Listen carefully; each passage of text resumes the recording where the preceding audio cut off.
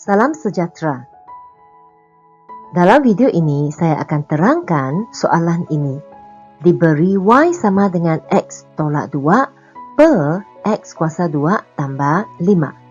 Cari julat nilai X dengan keadaan Y dan dy dx adalah negatif. Okey, apa yang diberi?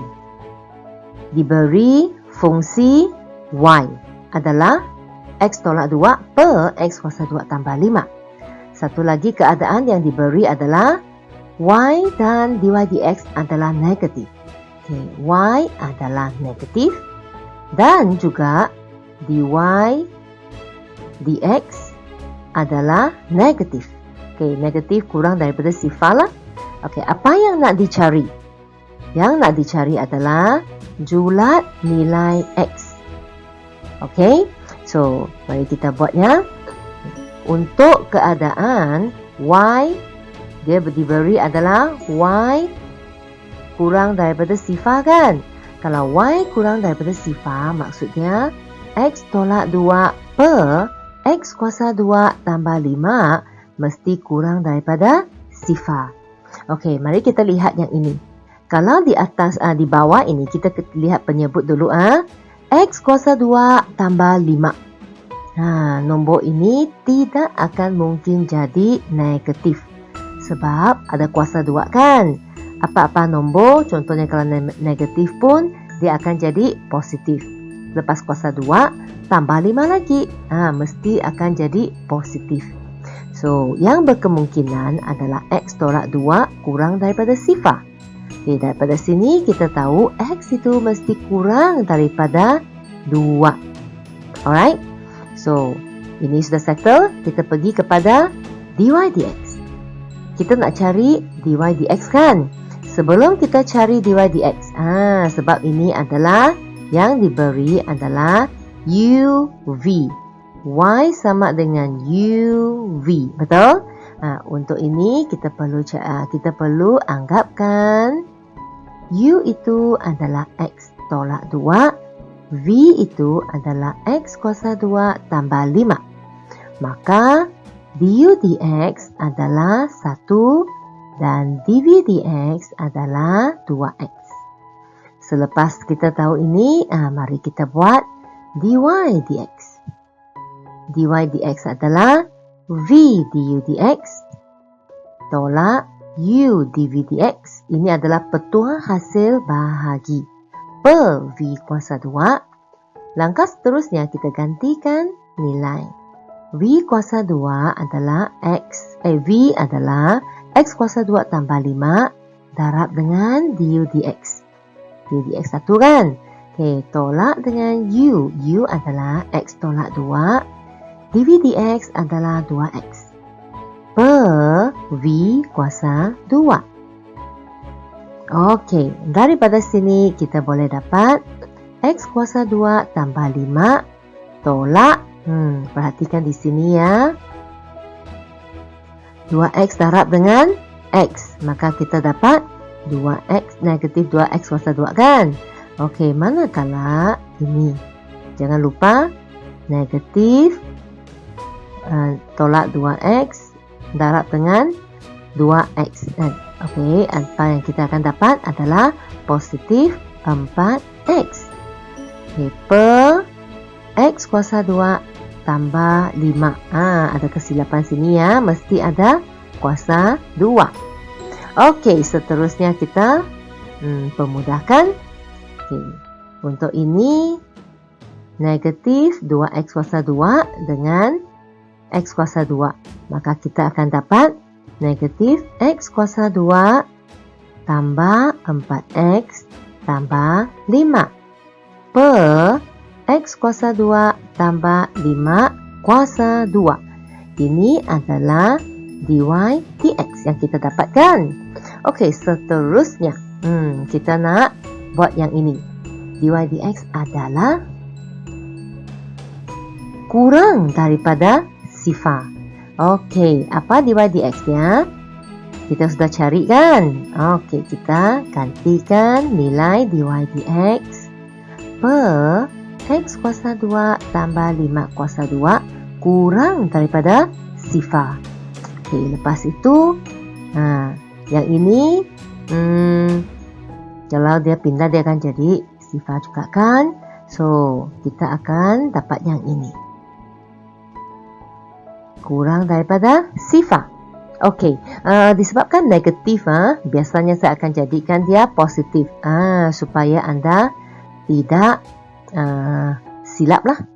Okey, maksudnya di sini saya darabkan negatif 1 di kedua-dua belah. Okey, maka sini akan jadi lebih besar daripada sifar lah. Sebab kita sudah darab atau bahagi dengan nombor negatif, tanda ketaksamaan perlu berubah. Okey. So, daripada sini kita boleh faktorkan. X kuasa 2, kemudian 5 kan? 5 darab 1. 4 ini negatif 5 tambah 1 akan jadi negatif 4. So, kita ada dua kemungkinan. X tambah 1 lebih besar daripada sifar, ataupun X tolak 5 lebih besar daripada sifar. Daripada sini kita tahu yang ini. X lebih besar daripada 5. Negatif. Okey, X lebih besar daripada negatif 1 dan X lebih besar daripada 5. Okey, kerana ada 2, kita perlu tentukan dahulu. Okey, so kita lihat, kita anggapkan X sama dengan negatif 1, X sama dengan 5 dulu. Okey, sekarang kita buat. Okey, kita lihat kepada ini. X kuasa 2 tolak 4X tolak 5 lebih besar daripada sifar. Mandangkan X kuasa 2 dia adalah graf macam ini kan. Okey, lepas itu ini adalah X. Okey, mari kita lihat. Sini adalah negatif 1, sini adalah 5. Lepas itu kita lihat. Ini adalah lebih besar daripada sifar. Lebih besar maksudnya positif. Kalau positif berada di atas kan? Kalau dia berada di atas, apakah ketaksamaannya? Apa maksud dia? Kalau di sini kita boleh dapati adalah, cikgu tulis di sini ya. X itu mesti kurang daripada negatif 1 kan? Sebab dia adalah di sebelah kiri. X mesti kurang daripada negatif 1. Dan satu lagi di sini kan? Sebab dia adalah di sebelah kanan. Maka X itu mesti lebih besar daripada 5. Okay, kita sudah dapat 2 ketaksamaan. Betul? Okay, mari kita lihat ini. Masih ingat tak? Tadi kita ada buat satu kan? Ada satu lagi tips di sini. X itu kurang daripada 2. So, dengan adanya ketiga-tiga ini, kita perlu tentukan apakah julat nilai X. Okey, macam mana kita nak buat? Okey, kita anggapkan, katakan ini adalah, kita buat yang pertama dulu di sini. Okey, kalau X kurang daripada negatif 1, X mesti lebih besar daripada 5. Okey, so kita selesaikan yang ini dulu. Kalau kurang daripada negatif 1. Okey, katakanlah ini. Kemudian lebih besar daripada 5 di sebelah kanan kan? Okey, setakat ini boleh faham? X mesti kurang daripada negatif 1. X mesti lebih besar daripada 5. Okey, seterusnya kita buat yang ini pula. X kurang daripada 2. Okey, 2 ini adalah di sini kan? 2. Okey, katakan ini ya. Okay. X mesti kurang daripada 2. Okey. Cikgu buat satu tanda yang lain lah. Okey, kurang daripada 2. Alright, kurang daripada 2 kan? Okey, mari kita lihat. Tempat mana yang ada bertindih? Kita lihat bertindih. Bertindih adalah bahagian ini kan? Apakah maksud dia? Ini bermaksud X itu mesti kurang daripada negatif 1. Okey, maka ini adalah julat yang kita cari. Okey, boleh faham setakat ini? Okey, kita lihat balik. Ini adalah diberi Y, kita nak cari julat kan? Dengan keadaan Y dan dy dx adalah negatif.